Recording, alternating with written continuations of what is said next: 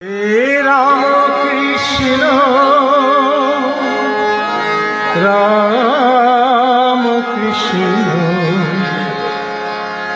प्रणाम लहु श्री चरणी। हे राम कृष्ण प्रणाम लहु श्री चरणी। তুমি কামার পুকুরি গদাধর নাম নিয়েছিলে জন্ম গ্রহণে। প্রণাম লহু শ্রীচরণে। আমাদের আধ্যাত্মিক ত্রয়ীকে প্রণাম জানিয়ে এই গীতা মন্দিরের সমবেত ভক্তদের প্রণাম জানাই এবং সর্বোপরি ভগবান শ্রীকৃষ্ণের চরণে সশ্রদ্ধ প্রণতি জানাই। এই যে আধ্যাত্মিক সৎপ্রসঙ্গে আমরা আজকে সবাই সমবেত হয়েছি, তার কারণ আমরা সবাই সংসারী গৃহস্থ মানুষ এবং আমাদের কাছে এই গৃহই হচ্ছে সব থেকে বড় আশ্রম গৃহীদের কাছে। শ্রীরামকৃষ্ণের জীবনে যেমন ত্যাগী পার্ষদরা ছিলেন, তেমনি শ্রীরামকৃষ্ণের জীবনে গৃহস্থ পার্ষদরাও ছিলেন। বলরাম বাবু, দুর্গাচরণ নাগ মহাশয়, মাস্টার মশাই, এই কলেজ স্ট্রিটের থেকে একটু এগুলোই কথামৃত ভবন আপনারা জানেন, সেখানে মাস্টার মশাই বাড়ি এবং সেখানেই কথামৃত রচনা করেছেন। তো তারপরে আমাদের ছেলে যদু মল্লিক, মথুরামোহন বিশ্বাস, অধরলাল সেন, এই সমস্ত ঘিরে ঠাকুরকে রয়েছেন। বেলুড়মঠে ঠাকুরের জন্মতিথি উৎসব হচ্ছে, স্বামী গম্ভীরানন্দ মহারাজ তখন প্রেসিডেন্ট, একজন সন্ন্যাসী বক্তা উঠেছেন, একজন গৃহী বক্তা উঠেছেন।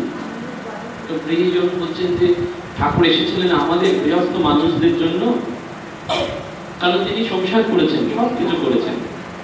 এবং শ্রীরামকৃষ্ণদেব হৃদয়কে পরিষ্কার করে বলছেন, মাইরি বলছি, দিব্যি করে বলছি, সংসার করো, তাতে কোনো দোষ নেই। মাস্টারমশাইকেও বলছে সংসার করো, তাতে কোনো দোষ নেই, কিন্তু তাকে জেনে নিয়ে সংসার করো। বলছে নইলে সংসারে আমাদের শোক পেতে হয়, সংসারে আমাদের দুঃখ পেতে হয়। এবং এইটি সংসারের ধর্ম। সংসার মানে সংসরতি সংসার, যেটা সরে যাবে, আজকে যেটা আছে কালকে সেটা থাকবে না। এবং আমরা এই সংসারে দুঃখ কষ্ট কেন পাই? সুন্দর একটি কথা রয়েছে, সেই কথাটি বলছেন, ভগবান স্বয়ং বলছেন, যে করে আমার আশ আমি করি তার সর্বনাশ। ভগবান তো সর্বনাশ করে। ভগবানের নাম করবেন যত, ভগবানকে চিন্তন করবেন যত, তত সর্বনাশ হবে, সব গন্ডগোল হয়ে যাবে। ঠাকুরের জীবনে শুধু নয়, যত মহাপুরুষদের জীবন দেখুন, ঈশ্বরের জীবনে দেখুন, কারণ তিনি শোক দেন, দুঃখ দেন, কষ্ট দেন। বলছেন, তারপরেই বলছেন, তবু যে না ছাড়ে আমার আশ আমি হই তার দাসানুদাস। বলছেন তারপরেও যদি সে আমাকে না ছাড়ে, তাহলে আমি তখন তার সার্ভেন্ট হয়ে যাই, একেবারে চাকরের মতন হয়ে যায়। বলছেন আমরা এই দুঃখ কষ্ট কেন পাই সংসারে থেকে? ভগবানকে লাভ করেই বলুন, ভগবানকে নাম করেই বলুন, তার কারণ কিন্তু আমাদের পূর্ব জন্মের কর্ম। সেই জন্য বারবার বলা হয়েছে শাস্ত্রে, কর্মের গতি খুব সূক্ষ্ম, কর্মকে বুঝতে হবে। আমরা সবসময় মনে করছি যে আমরা এই জন্মে এইসব পেয়ে গেলাম, কই আমি তো এই জন্মে খারাপ কিছু করলাম না, আমি তো মিথ্যে কথা বললাম না, আমি তো ভালোভাবে জীবন কাটালাম, তবু আমার এত কষ্ট কেন, আমার এত যন্ত্রণা কেন, এত বিয়োগ কেন, এত শোক কেন, এত ব্যথা কেন, এত হাউতাস কেন, এত কষ্ট কেন? তার কারণটি এইটি। মহাভারতে আমরা জানি যে কুরুক্ষেত্রের যুদ্ধ হচ্ছে সব থেকে বড় শিক্ষণীয়। এবং কুরুক্ষেত্র সেই যুগে হয়েছে তা নয়, কুরুক্ষেত্র কিন্তু নিত্যদিনের কুরুক্ষেত্র। সেই জন্য বারবার বলা হচ্ছে, এই যে গীতার শুরুতেই আছে, ধর্মক্ষেত্রে কুরুক্ষেত্রে। তোমার জীবনটাকে কুরুক্ষেত্রে পরিণত করো, তোমার দৈনন্দিন জীবনটা। এবং এই গীতার প্রথম অধ্যায় কি আপনারা জানেন? বিষাদ যোগ, অর্থাৎ কষ্ট দিয়ে জীবন শুরু, বিষাদ দিয়ে শুরু, আনন্দ দিয়ে নয়। এবং তারপরে একেবারে শেষে 10 অধ্যায় বলা আছে নীতির মম, অর্থাৎ সমগ্র গীতাটা ধর্মগ্রন্থ। কেন? ধ দিয়ে শুরু, ম দিয়ে শেষ, সেইটি ধর্ম, যেটি আমাকে ধরে রেখেছে। ধর্ম কথাটির বারবার মানে হচ্ছে যেটি আমাদের ধারণ করে রেখেছে, তাকেই আমরা ধর্ম বলি। এবং ভগবান শ্রীকৃষ্ণকে অর্জুন জিজ্ঞেস করছেন, এবং জিজ্ঞেস করছেন কিন্তু একটা কথাতে নয়, ডায়ালগিং চলছে, বারবার প্রশ্ন করছেন, এবং ভগবান শ্রীকৃষ্ণ সেই প্রশ্নের উত্তর দিচ্ছেন। অর্থাৎ এক কথায় বলে দিচ্ছেন না যে তোমার এই করতে হবে, এই করতে হবে, ওই করতে হবে, এটা বলছেন না, প্রশ্ন উত্তর চলছে। পরবর্তীকালে আমরা কথামৃতও পাই, মাস্টারমশাইয়ের সাথে ঠাকুরের ডায়ালগ রয়েছে, বলছেন মাস্টার এই যে ঠাকুর মাস্টারকে বললেন, ঠাকুর মণিকে বললেন, এরকম এরকম করে ডায়ালগ রয়েছে এবং প্রশ্ন রয়েছে। সেই যুগেও প্রশ্ন রয়েছে, সংসারী ভক্ত ঠাকুরকে জিজ্ঞেস করছেন যে ঠাকুর সংসারে থেকে কি ভগবান লাভ তাহলে হয় না? ঠাকুর বলছেন হ্যাঁ অবশ্যই হয়, সংসারে থেকেও ভগবান লাভ হয়। বলছেন তার উপায় কি? তখন শ্রী রামকৃষ্ণ বললেন যে সংসারে থেকেও যে ভগবান লাভ হয় তার উপায় হচ্ছে সাধু সঙ্গ, ঈশ্বরের নাম গুণগান, নির্জন বাস এবং সদা সৎ বিচার।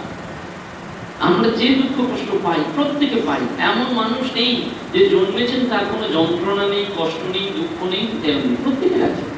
সেই ভগবান শ্রীকৃষ্ণকে জিজ্ঞেস করছেন ধৃতরাষ্ট্র, যিনি অন্ধ, জন্মান্ধ, এবং তার স্ত্রী গান্ধারী, তিনিও স্বামী আদর্শকে মেনে নিয়ে চোখে সেই কাপড় পরে বসে আছেন, অন্ধ ভূমিকায় রয়েছে।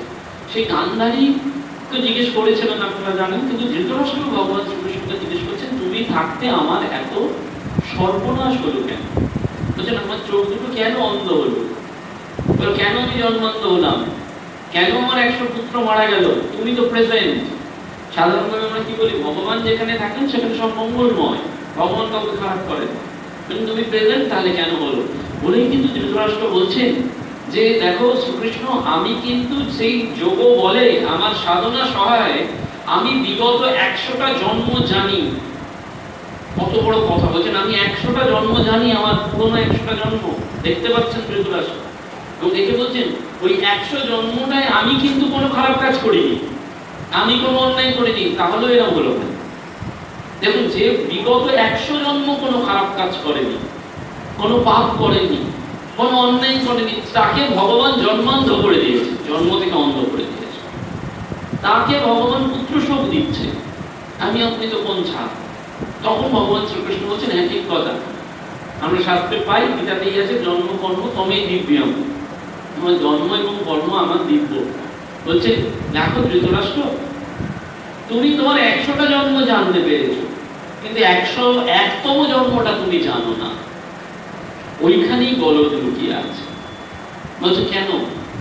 বলছে 101তম জন্মে তুমি রাজা ছিলে, তুমি মৃগয়া করতে বেরিয়েছিলে, মৃগয়া করতে করতে একটা বনে তুমি আশ্রয় নিয়েছো, সেই বনে রাত্রিবেলা একটা গাছের তলায় তুমি ছিলে, সেই গাছের উপরে একটা স্বামী স্ত্রী পাখি ছিল।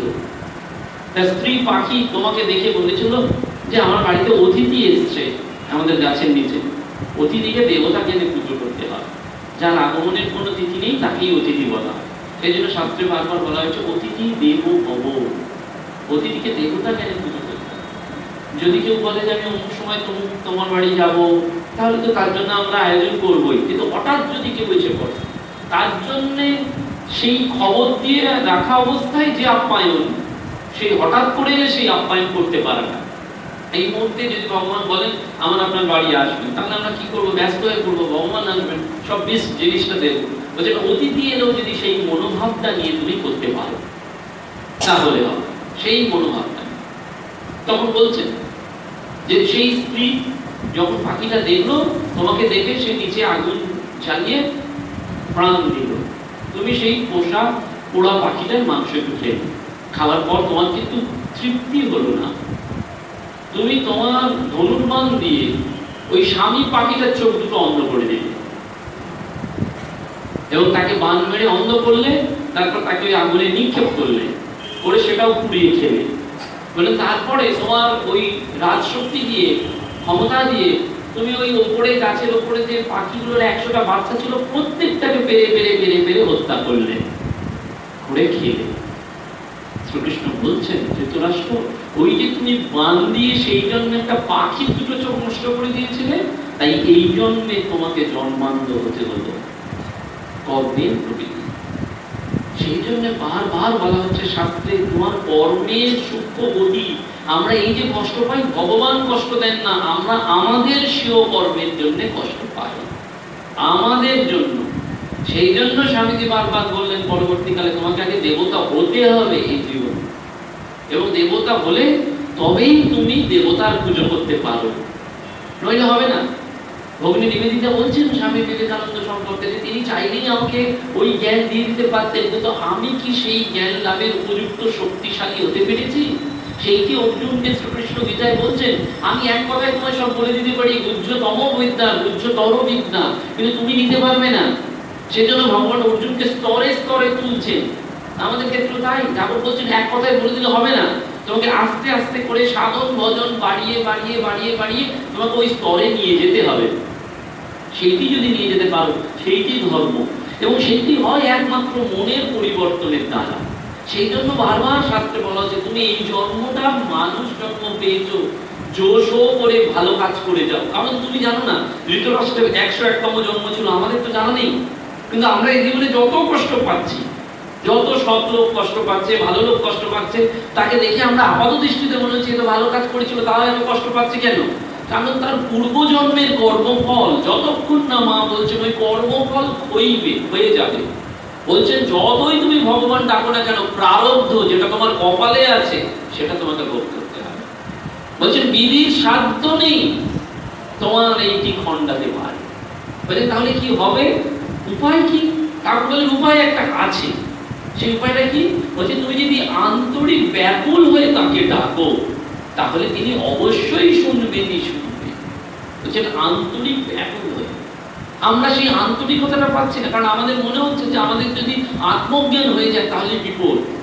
বলছে একজন স্ত্রী গল্পে আছে, একজন স্ত্রী তার উপপতিকে নিয়ে একটি ঘরে আমোদ প্রমোদ করছে, বিলাস করছে, আর পাশের ঘরে তার নিজস্ব পতি ঘুমোচ্ছে, অরিজিনাল স্বামী। তো স্ত্রী খানিকক্ষণ বাদে উপপতিকে বলছে যে দেখো আমরা এত আমোদ প্রমোদ করছি, চলো আমার স্বামীটাকে ডেকে একটু আমোদ প্রমোদের অংশ নিতে বলি। তখন ওর উপপতি বলছে যে খবরদার নয়, তোমার স্বামী যদি চলে আসে, যে প্রকৃত স্বামী, সে এলে তো আমাদের প্রাণ নাশ করে দেবে, হত্যা করবে, কারণ আমি তোমার স্বামী নই, ও তোমার স্বামী, আমি হচ্ছে তোমার উপপতি, তোমার তো প্রাণ নাশ করে দেবে, ওকে খবরদার ডেকো না। শাস্ত্র বলছে ওই যে পাশের ঘরে যে পতি ঘুমোচ্ছে সে হচ্ছে আমাদের আত্মা, আত্মা ঘুমিয়ে রয়েছে, আর উপপতি হচ্ছে আমাদের অহংকার।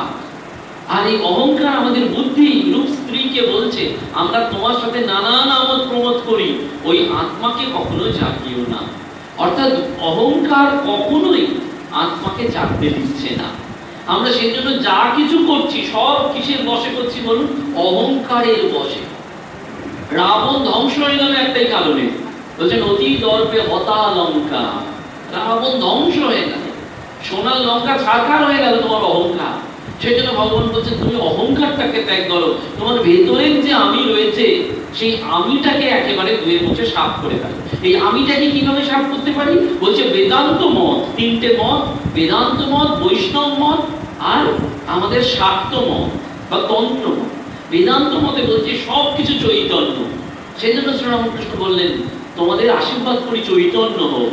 কেন? এটা বেদান্তের মত। তিনি অদ্বৈত বেদান্তবাদী ছিলেন, তিনি সকলের মধ্যে এককে দেখতে পাচ্ছেন। আমি সকলের মধ্যে এককে দেখতে পাচ্ছি না। আমাদের অবস্থা সেরকম নয়। যাদের ব্রহ্মজ্ঞান হয় তারা কিন্তু সকলের মধ্যে সেই এককে দেখতে পায়।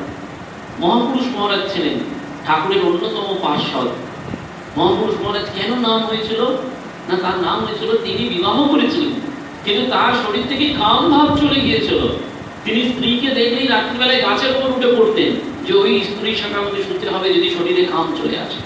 সেই জন্য যখন ঠাকুরের রয়েছেন তখন স্বামীজিকে বলছেন, ঠাকুরের শরীর চলে যাওয়ার পর মহাপুরুষ মহারাজ স্বামীজিকে বলছেন যে স্বামীজি বলছেন যে একমাত্র ঠাকুরকেই আমি দেখেছি যিনি কামিনী কাঞ্চন ত্যাগী ছিলেন। ঠাকুর বিবাহ করেছিলেন আপনারা জানেন, কিন্তু স্ত্রী সঙ্গ কোনোদিন করেননি। বলছেন রমণীর সঙ্গে থাকে না করে রমণ। শ্রীরামকৃষ্ণ এত বড় ত্যাগ। বলছেন আমি যদি না ওটা করতাম দেখাতাম তাহলে লোকে যে বুঝতেই পারতো না। লোকে বলতো বিয়ে করেনি তাই এইসব করেছে, কিন্তু বিয়ে করেও যে স্ত্রীকে ভোগ্য হিসাবে আমি ব্যবহার করতে পারিনি সেইটি সবচেয়ে বড় আদর্শ। সেই জন্য মা বললেন জগতে এবারে এসেছিলেন ঠাকুর মাতৃভাব বিকাশের জন্য। বললেন তিনি এলেন সমস্ত মেয়েদের মধ্যে মাকে দেখলেন। সেই জন্য বলছেন যে মা নহবতে রয়েছেন, যে মা মন্দিরে রয়েছেন আর যে মা আমার পদসেবা করছেন, এই তিন মাই এক। ডাক্তার মহেন্দ্রলাল সরকার ঠাকুরকে বলতেন, সে যুগের বিখ্যাত ডাক্তার, চিকিৎসা করেছেন। এবং এই ডাক্তার মহেন্দ্রলাল সরকারকে আপনারা জানেন, তিনি হোমিওপ্যাথি চিকিৎসার জনক ছিলেন। আমরা হোমিওপ্যাথি পেতাম না। এই ডাক্তার মহেন্দ্রলাল সরকার তিনি ঠাকুরকে চিকিৎসা করেছিলেন অ্যালোপ্যাথি, তিনি অ্যালোপ্যাথি হয়ে হোমিওপ্যাথির প্রচলন করেছিলেন এবং হোমিওপ্যাথির জন্য ব্যাপক। তিনি কিন্তু একেবারে যুক্তিবাদী ছিলেন, বিজ্ঞানের লোক তো যুক্তিবাদী। তিনি কাশীপুর উদ্যান বাড়িতে যখন ঠাকুর অন্তিম সজ্জায় শুয়ে আছেন, ঠাকুরকে ধরেছেন, ধরে বলছেন, এই যে তুমি মুখে বলো কামিনী কাঞ্চন ত্যাগ না করলে ঈশ্বর লাভ হবে না, তা এখন তো তোমার দুটোই লাগছে। কেন দুটো লাগছে? বলছে স্ত্রী আছে, সারদা দেবী আছে, বলছে সারদা দেবী তোমায় রেঁধে খাওয়াচ্ছে, আর সুরেন মিত্তির তোমার টাকা দিচ্ছে, বাড়ি ভাড়াটা দিচ্ছে, আর তুমি মুখে বলছো কামিনী কাঞ্চন ত্যাগ, কিন্তু তোমার তো দুটোই লাগছে। তখন ঠাকুর বলছে, হ্যাঁ এগুলো জঞ্জাল। বলছেন কাম এবং কাঞ্চন সংসারের জঞ্জাল বলেই তারপর বলছেন ডাক্তার মহেন্দ্রলাল সরকার কি, কিন্তু যে ওটা জেনেছে যে কামিনী যে রয়েছে আমার স্ত্রী সারদা, তাকে আমি বিদ্যারূপিণী স্ত্রী রূপে দেখি। বিদ্যারূপিণী মানে কে? বিদ্যারূপিণী বলছে যে স্ত্রী স্বামীকে টাকার পেছনে দৌড় করায় না। বলছে বিদ্যারূপিণী ডেফিনিশন দিচ্ছে, বলছে যে স্বামীকে টাকার পেছনে দৌড় করায় না, যে স্বামীকে বলে না আরো খাটো আরো খাটো, আরো টাকা এনে দাও, আরো বিলাস বেশন করো, আরো আমার বাড়ি করে দাও, ফ্ল্যাট করে দাও, দুটো গাড়ি করে দাও। বলছেন যে বরঞ্চ স্বামী যদি ভোগ করতে চায় শারীরিক ভাবে, সে কিন্তু হাঁটু দিয়ে তার মাথা সরিয়ে দেয়, সে হচ্ছে বিদ্যারূপিণী স্ত্রী, সরিয়ে দেয়। আর অবিদ্যারূপিণী ঠিক তার উল্টো, সে কি করে না বলে আরো টাকা দাও, আরো বাড়ি করে দাও, আরো খাটো, আরো আমার ব্যাংক ব্যালেন্স বাড়িয়ে দাও, সে হচ্ছে অবিদ্যারূপিণী স্ত্রী। রামকৃষ্ণ বলছেন এরকম বিদ্যারূপিণী স্ত্রী আছে সংসারে, হাতে গোনা, একটা বা দুটো।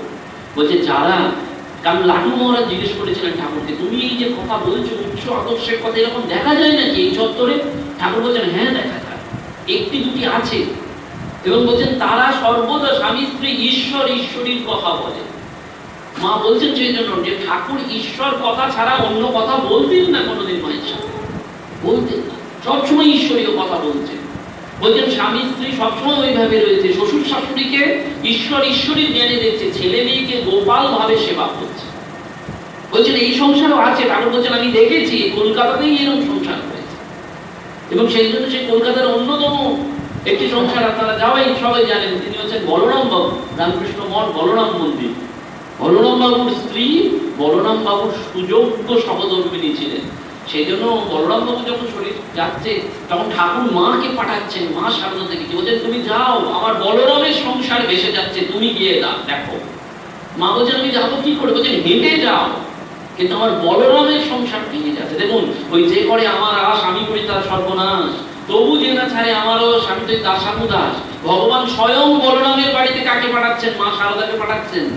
এই যুগের সর্বশ্রেষ্ঠ ভগবান শ্রী রামকৃষ্ণ। স্বামীজি বলছেন the latest and most perfect incarnation of the Lord। বলছেন সব থেকে লেটেস্ট এন্ড পারফেক্ট রামকৃষ্ণের উপর আর দেবতা নেই, বলছেন স্বামী বিবেকানন্দ। 6.5 বছর যুদ্ধ করে বলছেন তোমরা একবার রামকৃষ্ণ নাম বলো, সব যন্ত্রণা চলে যাবে, সব যন্ত্রণার দূরীকরণ হয়ে যায় যদি একবার ঠিক ঠিক ব্যাকুল হয়ে সে রামকৃষ্ণ নাম করতে পারে। প্রেমেশানন্দজি মহারাজ সুন্দর করে বলছেন সেই জন্য Ramakrishna is the latest edition of Param Brahma. Ramakrishna হচ্ছেন সব থেকে latest and revised edition of Param Brahma বলছেন। স্বামীজি বলছেন সেটা তোমরা একবার, সেই ভগবান পাঠাচ্ছেন, বলরাম বাবুর বাড়িটা ভেসে যাচ্ছে, তুমি যাও। মাকে পাঠালেন। কেন পাঠালেন না বলরাম বাবু বিয়ে হচ্ছে বাড়িতে, ওই দিব্য সংসার, কি নাম সংসার, কি নাম বিদ্যা সংসার বলছে।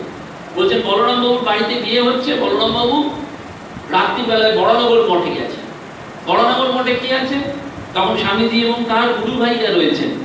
তারা বলছেন আজকে বলরাম বাবুর বাড়িতে বিয়ে, আজকে কি আর বলরাম বাবু আসবেন? আজকে আসতে পারবেন না। সাধারণত আমরা উৎসব অনুষ্ঠানের বিয়ের দিনে কি করি? আমরা যেতে পারি না, তাই না? আমরা আনন্দে থাকি। সেজন্য সুন্দর একটি কথা আছে, দুঃখ में सब হরি ভোজে, সুখ না ভোজে কই। বলছে দুঃখের সময় সবাই হরি ভজনা করে, সুখের সময় কেউ হরি ভজনা করে। যখন আমরা আনন্দে থাকি, কষ্টে থাকি, আনন্দে থাকি, খুব উৎফুল্ল অবস্থায় থাকি, তখন ভগবানকে ডাকি না। ভগবান কষ্ট দেন কেন জানেন? আমাদেরকে তার কাছে টেনে নিয়ে যাওয়ার জন্যই দুঃখটা দেন। তিনি দুঃখ দেন, দুঃখ চাইতে হয়। কুন্তী দেবী চেয়েছিলেন যে দুঃখ ভগবানের দয়ার দান, তুমি আরো দুঃখ দাও আমায়, যত পারো দুঃখ দাও। এই বিরল ইতিহাসে সবাই আমরা সুখ চাই, কিন্তু দুঃখ চাইছেন কেন? দুঃখ আমাদের স্বস্বরূপ প্রাপ্তি ঘটাবে, আত্ম দুঃখই আমাকে ভগবানের সাথে মিলিয়ে দেবে। সেজন্য বলছেন যে দুঃখ দাও, যত পারো আমাকে দুঃখ দাও। কেন দুঃখ দিলে আমরা কি করব? দুঃখ দিলেই আমরা ভগবানের চিন্তা করব, ভগবানের নাম করব, অর্থাৎ ভগবান দুঃখ দিয়ে তার কাছে টেনে নেবেন। এটি ভগবানের উদ্দেশ্য। কারণ সুখের সময় আমরা ভগবানকে ডাকবো না, আনন্দের সময় ডাকবো না। সেজন্য বলছে সুখ মে সব, দুঃখ মে সব হরি ভজে, সুখ মে ভজে না কই। বলছে সুখের সময় কেউ ভজে না। বলছে সুখ মে জব হরি ভজে, যদি সুখের সময় কেউ হরি ভজতো তাহলে দুঃখ কাহা সে আয়। বলছে তাহলে দুঃখ আসতেই তো পারে না। যদি সে সত্যি করে প্রকৃত আনন্দের দিন ভগবানের নাম করতে, ভগবানের নামটা আনন্দের দিনে করতে হবে, বেশি করে করতে হবে, গাড়িতে যেতে যেতে করতে হবে, এসি ঘরে বসে করতে হবে, রান্না করতে করতে করতে হবে, কাজ করতে করতে করতে হবে, প্রতি মুহূর্তে ভগবানের নাম করতে হবে। সেইটি আমরা করতে পারছি না। সেই জন্য বলরাম বাবু আসবেন না। সব স্বামীজির গুরু ভাইরা বলছেন বলরাম বাবুকে রাত্রি 11টার সময় টপ করে করা যাচ্ছে, যখন খুলছেন দরজা, বলছেন দেখি এত রাত্রে বলরাম বাবু আপনি? দেখছে একটা মুটে ঝাঁকা নিয়ে দাঁড়িয়ে আছে, 2 বোঝা খাবার। তখন বলরাম বাবু বলছেন ওই গুরু ভাইকে, বলছেন এতক্ষণ ধরে বাড়িতে আমি ভূত ভোজন করালাম, এই আত্মীয় স্বজন যাদের সব ভূত দেখছেন, বলছেন ভূত ভোজন করালাম, এখন আমি ভগবান ভোজন করাতে এসেছি। অর্থাৎ ঠাকুরের গুরু ভাইদের তিনি খাওয়াবেন, সেইটি ভগবান ভোজন। বলছেন ভগবান ভোজন করাতে এসেছি বলেই বলছেন এই টাকা কিন্তু আমি আলাদা করে সরিয়ে রেখে আপনাদের জন্য কিনে এনেছি, বিয়ে বাড়ির কোনো খাবার নয়। এই হচ্ছেন বলরাম বাবু। দেখুন কোথায় তার ভক্তি, গুরুর প্রতি ভক্তি, যে বিয়ের দিনেও তিনি খাবার নিয়ে গেছেন রাত্রি 11টার সময়। ঠাকুর বলছেন আছে সে পরিবার, আছে সে সংসার, আমি দেখেছি। সেই জন্য তিনি বলরামের বাড়িতে অন্ন খেতেন, কারুর কাছে অন্ন খাননি।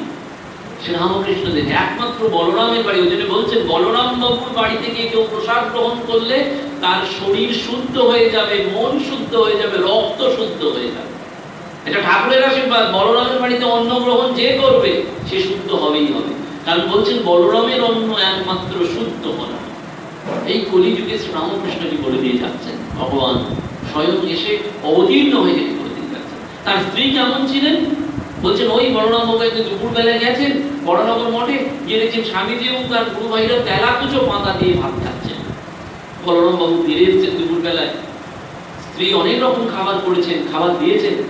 স্ত্রীকে বলছেন না এই সব খাবার সরিয়ে দিয়ে দাও, একটু শাক ভাজা আর ভাত। স্ত্রী বলছে কেন, তোমার কি পেটের গন্ডগোল হয়েছে, শরীর খারাপ, তুমি এরকম শাক ভাজা দিয়ে ভাত খাবে কেন? তখন বলছেন না আমার গুরু ভাইদের আজকে দেখে এলাম, নরেন, লাটু, এরা সব তেলাকুচো পাতা দিয়ে ভাত খাচ্ছে, কোন মুখে আমি এই পঞ্চব্যঞ্জন খাবার গ্রহণ করি, তাই আমিও ওদের মতন শাক দিয়ে ভাত খাবো। দেখুন ফিলিংসটা দেখবেন, একজনের মন আর একজনের মন কতটা বদলে যাচ্ছে। একটি ধর্ম বদলে যাবে, ভেতরটা পুরো বদলে যাবে, ধুয়ে মুছে সাফ হয়ে যাবে। গিরিশবাবু সেজন্য বলছেন যে আমাকে দেখো। স্বামী বিশুদ্ধানন্দজি মহারাজ গেছেন গিরিশবাবুর কাছে, গিরিশবাবু চুপ করে বসে আছে। বিশুদ্ধানন্দজি দেখে বলছেন আমাকে দেখো, আমাকে দেখে বুঝতে পারবে শ্রীরামকৃষ্ণের মিরাকেল কাকে বলে। বলছেন মিরাকেল, বলছেন আমি যেটাতে দাঁড়াতাম সেখানকার 7 হাত মাটি অশুদ্ধ হয়ে যেত। হেন পাপ করিনি জীবনে, সব রকম পাপ করেছি, এমনকি ভগবানকেও গালাগালি দিয়েছে। বলছেন রামচন্দ্রের আমলে শবরী বসেছিল, শবরী কি বলেছিল যে হে ভগবান আমার বারবার জন্ম হোক, তাতে আমার কোনো কষ্ট নেই, আমি পাথর হয়েও থাকতে পারবো, কিন্তু তোমার পাদপদ্ম যেন আমি দেখতে পাই, যতটাই জন্ম আসবে সব জন্মে আমি যেন তোমাকে পাই। কুন্তী দেবী বলছেন আমাকে দুঃখ দাও, কিন্তু তোমার দর্শনটা যেন পাই। এই যুগে কি বলছেন রামকৃষ্ণের গিরিশচন্দ্র বলছেন যে আমি হেন পাপ করিনি, মদ খেয়েছি, গালাগালি দিয়েছি। কাকে গালাগালি দিয়েছি? ভগবানকে গালাগালি দিয়েছে। যেমন জগাই মাদাই ভগবানকে গালাগালি দিয়েছিলেন, বললেন এই যুগে গিরিশবাবু জগাই মাদাইয়ের মতন গালাগালি দিলেন শ্রীরামকৃষ্ণ। বলছেন আমি হেন পাপ করিনি, ভগবানকে গালাগালি দিয়েছি, মদ খেয়েছি, ভগবানকে মারতে পর্যন্ত টেনে গেছি, বাইজি বাড়িতে গেছি, রাতের পর রাত থেকেছি, বারাঙ্গনাদের সাথে ঘুরেছি। বলছেন আমি যেখানে দাঁড়াতাম এক হাত মাটি অশুদ্ধ হয়ে যেত, কিন্তু এই ভগবান শ্রীরামকৃষ্ণ আমাকে দেবতা বানিয়ে দিলেন। বলেন আমি শ্রীরামকৃষ্ণের বিরাকে দেখাচ্ছে যে একজন পাপীকে ভগবান বানিয়ে দিচ্ছে। সবাই যখন বলছেন গিরিশের কাছে যেও না, গিরিশ মদ খায়, রামকৃষ্ণ বলছেন গিরিশের 5 থেকে 5 আনা বিশ্বাস রয়েছে, আর কারোর সেটা নেই। গিরিশের একমাত্র মন ভীষণ সতেজ সাদা, সেই জন্য গিরিশবাবু বলছেন যদি জানতাম আমার পাপ গ্রহণ করার আবর্জনা ফেলার এরকম ডাস্টবিন রয়েছে, রামকৃষ্ণকে কখনো বলছেন ডাস্টবিন, বলছে এরকম একটা বড় ডাস্টবিন রয়েছে, তাহলে চুটিয়ে আরো পাপ করে নিতাম, বলছেন আরো বেশি করে নিতাম, কারণ আমার রক্ষাকর্তা তিনি এসে গেছেন। কারণটি কি? না তিনি বিশ্বাসে ভরপুর। বিশ্বাস মানুষকে সেই জায়গায় নিয়ে যেতে পারে। বলছে বিজ্ঞান ফেলিয়ার হয়ে যায়, ভগবান ফেলিয়ার হয়ে যায়, একমাত্র বিশ্বাস টলিয়ে দিতে পারে। সেই জন্য ঠাকুর বললেন তোমার কপালের লিখন কেটে দিতে পারে একমাত্র আন্তরিকতা, ব্যাকুলতা। ব্যাকুলতাটা যদি আসে, বিশ্বাস যদি আসে, তাহলে সে সম্পূর্ণ সবকিছু ছেড়ে দিয়ে ভগবানের চরণেই নিজেকে নিবেদন করে, সেইটি সমর্পণ। একটা সাপ ঘুরছে, ঘুরতে ঘুরতে সে ভগবানকে বলছে হে ভগবান আমি খাবার পাইনি, যদি একটা খাবার দাও তাহলে খুব ভালো। তো ভগবান বলছে ঠিক আছে। ভগবানকে সে প্রার্থনা করেছে সাপ। তো সাপটা ঘুরতে ঘুরতে হঠাৎ দেখছে ওই চলন পথে একটা ব্যাঙ, সাপটা গপ করে ব্যাঙটাকে খেয়ে নিয়েছে, গিলে নিয়েছে। ভগবানকে প্রার্থনা করেছিলাম, ভগবান খাবার জুটিয়ে দিয়েছে। ব্যাঙটাকে যেই ধরেছে, ব্যাঙটাও কিন্তু ভগবানকে প্রার্থনা করেছে। সবাই ভগবানকে প্রার্থনা করে এই জগতে, ব্যাঙটাও প্রার্থনা করেছে, বলছে হে ভগবান শেষমেশ আমাকেই এই সাপের মুখে ফেলতে হলো, আমি একটা নিরীহ জীব, ছোট্ট জীব, আমাকেই এইভাবে তুমি ফেলবে। তখন ভগবান বলছে ব্যাঙটাকে দেখ তুই চুপ করে মরার মতন পড়ে থাক, কথা বলিস না। ব্যাঙটা বলছে ঠিক আছে তাই। ভগবান যা বলেছে ব্যাঙটা চুপ করে মরার মতন পড়ে রয়েছে। বেশ খানিকক্ষণ চলে গেছে, সাপটা মনে মনে ভাবছে ব্যাঙটা বোধহয় মরে গেছে, এবার ওটাকে আমি খেলিয়ে খাবো, একটু রেখে রেখে খাবো। সাপটা হাঁ করেছে, কারণ ব্যাঙটাকে মাটিতে ফেলবে, ফেলে ভালো করে খাবে। যেই হাঁ করেছে ব্যাঙটা তড়াৎ করে দাঁড়িয়ে পালিয়ে গেছে। ব্যাঙটা তো মরেনি, পালিয়ে গেছে। তখন সাপটা ভগবানকে আবার ডেকেছে, বলছে ভগবান তুমি খাবার দিলে আবার কেড়ে নিলে কেন? তুমি তোকে খাবারটা দিলে একটা ব্যাঙ, তাও কেড়ে নিলে কেন? তখন ভগবান বলছে দেখ আমি তোকে খাবার দিয়েছিলাম কিন্তু তোকে হাঁ করতে বলিনি। আর ওকে, ও যখন প্রার্থনা করেছিল আমি ওর কথাও শুনেছিলাম, শুনে ওকে বলেছিলাম মরার মতন পড়ে থাকতে, কোনো কুশব্দ না করতে। আমি যা বলেছিলাম ও হুবহু তাই পালন করেছে। তুই কিন্তু হুবহু তাই পালন করিসনি। তুই নিজে মনে মনে ভাবলি যে আমি ওকে একটু খেলিয়ে খাবো, তাহলে মুখ থেকে ওই ব্যাঙটাকে বার করি। তুই তোর নিজের বুদ্ধিতে চলেছিস বলে পতন হয়েছে, ও আমার বুদ্ধিতে চলেছে বলে বেঁচে গেছে। ওইটি শরণাগতি। যে ভগবানকে সম্পূর্ণ নির্ভর করে বেঁচে থাকে তাকে ভগবান রক্ষা করে। কেউ সেই জন্য বলছেন ভগবান রামকৃষ্ণ যে ওই শাস্ত্রের কথা যে রাখে ওরি তো মারে কে। মা বলছেন আমি যদি কাউকে মনে করি রাখবো, বিধির সাধ্য নেই তাকে আটকে ফেলতে পারে, বিধির সাধ্য নেই। আর বলছেন আমি যদি মনে করি কাউকে মারবো, তো ব্রহ্মা বিষ্ণু মহেশ্বর তাকে বাঁচাতে পারবে না। ওইটি সেই জন্য বলছে তুমি তার শরণাগত হও। তুমি সংসারে সব কাজ করো, কিন্তু তাকে জেনে নিয়ে করো। যদি তাকে না জানো তাহলে ভীষণ কষ্ট হবে। তাকে জানা মানে ঠাকুর সহজ করে বলে দিয়ে গেলেন এই বেদান্তের মত, সকলের মধ্যে এক ভগবান রয়েছে। তুমি সকলকে ভগবান ভাবে পুজো করতে পারো কি?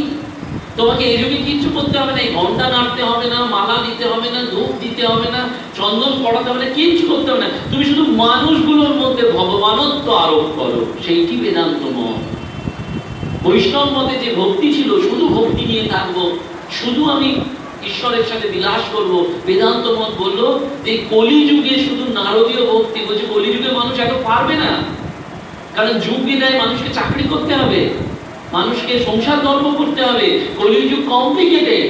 তাহলে কি করবো কলিযুগে? বলছে কলিযুগে একটু দান ধ্যান করো, মানুষকে একটু ভালোবেসে দাও, কারণ তোমার দান করলে কি হবে সেটাই তোমার কাছে ফিরে আসবে। বলছে তুমি যা দেবে সেটাই ভগবান তোমার কাছে ফিরিয়ে দেবে। আমরা এই দানটা করতে পারছি না হাত খুলে, বলছি সেই জন্য যে তুমি যে রামকৃষ্ণের দিকে আস্তে আস্তে এগোচ্ছ, ভগবানের দিকে এগোচ্ছ, সেটা তুমি নিজেই বুঝতে পারবে তোমার নিজের জীবনের মাইলস্টোন গুলো দেখে। বলছে সেই মাইলস্টোনের প্রথম মাইলস্টোন কি বলছে? অভয়ম। ভগবান শ্রীকৃষ্ণ বলছেন অভয়ম, তোমার শরীরে কোনো ভয় থাকবে না, তুমি মৃত্যুকে সামনে দেখবে, তোমার কোনো ভয় থাকবে না জীবনে। তুমি কিসের ভীত? ভগবান শ্রীকৃষ্ণ অর্জুনকে বলছে তুমি এত ভয় পাচ্ছ কেন যুদ্ধ করার জন্য? অর্জুন ভাবছে আমি এদেরকে মারবো, এরা আমার সব নিজের লোক।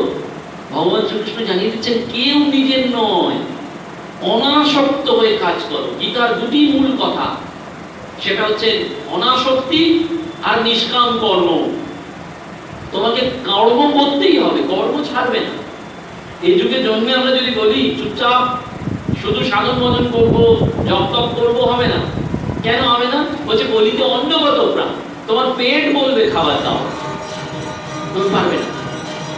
দেখবেন টেস্ট করে সারাদিন একদিন জব করবেন, দুদিন তিন দিন, তারপর আর ভালো লাগবে না, মাথা মহবা করবে, কাজ করতেই হবে। কিন্তু কাজটা করতে গেলে যেটা আসবে সেটা বাসনা।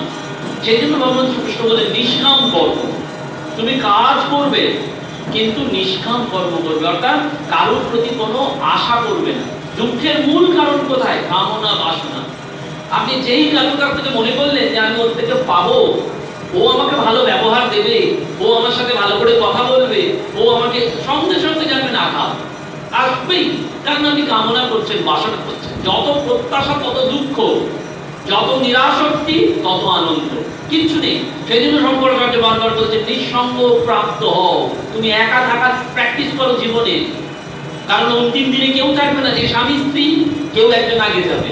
তোমার মনকে প্রিপেয়ার করো, ছেলে মেয়ে তোমাকে দেখবে না, মনকে প্রিপেয়ার করো। বারবার বলছেন নিঃসঙ্গত্ব হও, একা থাকো, একা থাকো জীবনে। সেই জন্য বারবার বলছেন ওই একা থাকাটাই তোমার ধর্মের পথে এগিয়ে যাওয়া। সেই জন্য শ্রীরামকৃষ্ণ মেলান বলছে নির্জন বাস, মাঝে মধ্যে সব ছেড়ে দিয়ে পালিয়ে যেতে হবে সংসারে।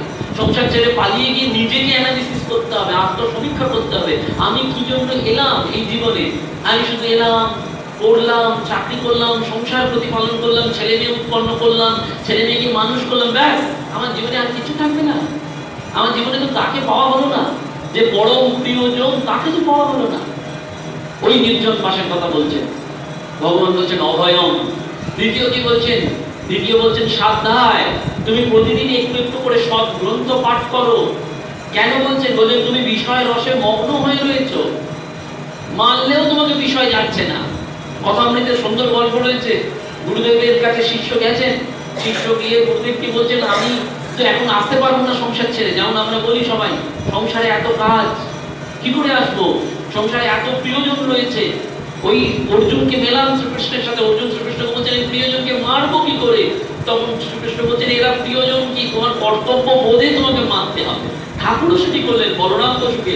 বলরাম বসু জপ করতে বসেছেন, ওই যে পরম বৈষ্ণব, বৈষ্ণবের পরম ধর্ম হচ্ছে অহিংসা। বলরাম বাবু ধ্যান করতে বসেছেন, গায়ে একটা মশা বসেছে। উনি কত দ্বন্দ্বে পড়ে গেছেন দেখুন। বলছে আমি যদি মশাটাকে মারি তাহলে জীব হত্যা হয়ে গেল, কারণ মশা মারা মানে একটা প্রাণী হত্যা। আমি বৈষ্ণব, আমি তো প্রাণী হত্যা করতে পারবো না। আর বলছে আমি যদি মশাটা না মারি তাহলে আমার ভগবানের নাম করাটা ভালো করে হচ্ছে না, বারবার মনটা ওই মশার দিকে চলে যাচ্ছে। আমি কি করবো?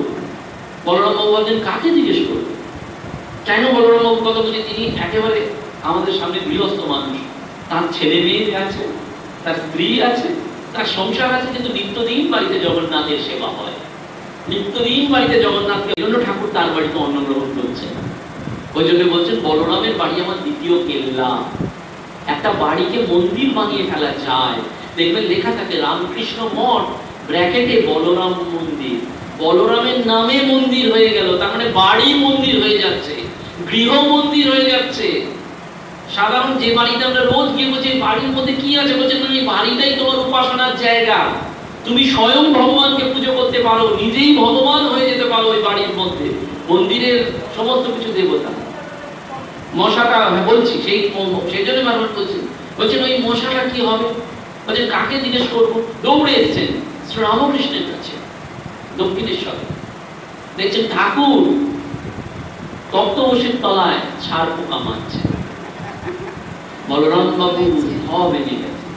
বলছেন আমি মনে মনে যা ভাবছি যে প্রাণী হত্যা করব কি করব না, আর এই তো ঠাকুর স্বয়ং ভগবান হয়ে দিচ্ছে, ছাড়পোকা মারছে। ঠাকুর ওই খাটের তলা থেকেই, যেমন আপনারা দৃশ্যটা ভেবে দেখুন, ওই দক্ষিণেশ্বরের চট্টঘর বলরাম বাবু দাঁড়িয়ে আছেন, আর ঠাকুর ওই কাপড়টি পরে হামাগুড়ি দিয়ে তপ্ত বসে কিছু মশা মারছে, ছাড়পোকা মারছেন। ওইখান থেকেই তাকিয়ে বলছে বলরাম কি বুঝলি, অর্থাৎ মনের কথা জানতে পারছে। বলরাম কোন ভাব নিয়ে গেছে সেটা বুঝতে পেরে গেছে। বলরাম কেঁদেছে সব, বলছে ভগবান লাভের জন্য মাসি মশা কেন, মানুষ মারতে হলে মেরে দে, কিন্তু ভগবান লাভ তো কত বড় কথা। অর্থাৎ ভগবানকে লাভ করতে হবে বলেই বললেন বলরাম ওই মাছি মারা মশা মারা নিয়ে কোনো অসুবিধা নেই, কিন্তু মাছিটা মারার পর যদি মনটা ভগবানে না থাকে তাহলে তোমার ভাবের ঘরে চুরি হয়ে গেল। অর্থাৎ তোমার মনটিকে আগে জিজ্ঞাসা করো।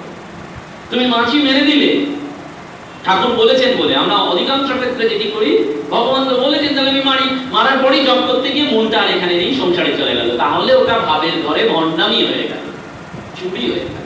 তোমার মনকে আগে জিজ্ঞেস করো। সেই জন্য শ্রীরামকৃষ্ণদেব বারবার বলতেন তোমার মনই গুরু, অন্য কিচ্ছু গুরুর দরকার নেই। তোমার মন মানে কি, মন্ত্র মানে মন তোর। তুমি কি মন্ত্রের সাধনা করবে, তোমার মনে মনেই তুমি মন্ত্রের সাধনা করবে। তোমার মনটাকে বদলাতে পেরেছো কি, আসল ধর্মের সত্য লুকিয়ে রয়েছে মনটিকে বদলানো। সেই জন্য বলছে তোমার মন বিষয়ের রসের মগ্ন। তোমার মন মনে করছে আমি ছাড়া সংসার চলবে না, বলছে জগৎ চলছে আমার অঙ্গুলি হেলনে, তুমি তো কোন ছাড়। তুমি মনে করছো আমি না গেলে আমার স্বামী খাবারটা পাবে না, বলছে ওর ভাগ্যে যদি খাবার থাকে তাহলে ও পাবে। জন্মানোর সময় ও কোন শস্য ক্ষেত্রে ধান খাবে সেটা লেখা হয়ে গেছে। বলছেন ভগবান স্বয়ং বলছেন সন্তান জন্মানোর আগে মায়ের বুকে ভগবান দুধ দিয়ে দেন। মানুষ জন্মানোর আগে ভগবান পরিকল্পনা করে ফেলেন সে কিভাবে চলবে, কত দূর যাবে, কবে তার মৃত্যু, কবে কোথায় যাবে। আমরা মনে করি আমরা সব করছি, সেই জন্য আমরা দুঃখ পাই। আমাদের ওই আসক্তিটাই আমাদের দুঃখের মূল কারণ। আমরা সব সময় মনে করছি আমি ছাড়া সংসার চলবে না, আমি ছাড়া জগৎ চলবে না, আমি ছাড়া আমার বাড়ির কাউকে দেখবে না। বলছেন তুমি না অফ হয়ে দেখো না, সব ঠিক চলবে। তিনি সব প্ল্যানিং করে রেখেছেন, আমরা করতে পারি। এটা বোঝার জন্য বলছে যে সাধ্যায় তুমি সবসময় ঈশ্বরের সঙ্গ করতে পারবে না, সবসময় সাধু সঙ্গ করতে পারবে না, কিন্তু কোনটি করতে পারো, তুমি সব গ্রন্থ পাঠ, সাধ্যায় মানে সব অধ্যায় নিজে নিজে ভালো গ্রন্থ পাঠ করতে পারো। প্রতিদিন এই অভ্যাসটি করতে হয়, প্রতিদিন একটু একটু করে সব গ্রন্থ পাঠ। কেন বলছেন, ওইটি তোমার সাধু সঙ্গের ফল। তারপরে কি বলছে, তোমার দান, তোমার একটু দান থাকবে, তোমার একটু দয়া থাকবে। বলছেন সেই জন্য তুমি মানুষকে দয়া করো। ঠাকুর হাল্লার পুরোহিতের কাছ থেকে লাঠি মেরেছেন, হাল্লার পুরোহিত ভাবটি ভেবে দেখুন, লাঠি মেরেছেন, অজ্ঞান হয়ে গেছেন। ঠাকুর উঠেই কমপ্লেন করতে পারতেন। আমরা কি করি, একটু কিছু হলেই কমপ্লেন করি একদম, এই তুমি এটা করেছো, তোমার এটা চলবে না। সংসারেও তাই হয়। সংসারে আমাদের কিন্তু সমস্ত যে ঝগড়াঝাটি, অশান্তি, যত কলহ, তার মূল কারণ হচ্ছে কমপ্লেন। আপনি দোষ দেখা বন্ধ করে দিন, সেই পরিবার শান্তি সংসার হয়ে যাবে একেবারে। আপনি জানছেন যে আপনার পরিবারের যে যারা দোষ করছে তারা করছে, শুধু মনকে বোঝান প্রতিদিন যে ওর কোনো দোষ নেই, যা হয়েছে সব আমার জন্য, ওর কোনো দোষ নেই, যা হয়েছে সব আমার জন্য, এই পরিবারে যা কিছু সব গন্ডগোল হয়েছে সব আমার জন্য। দেখুন আপনি কাউকে দোষারোপ করতে পারছেন না, আপনার মন থেকে অন্যের প্রতি দোষ দেখার ক্ষমতাতেই চলে যাচ্ছে।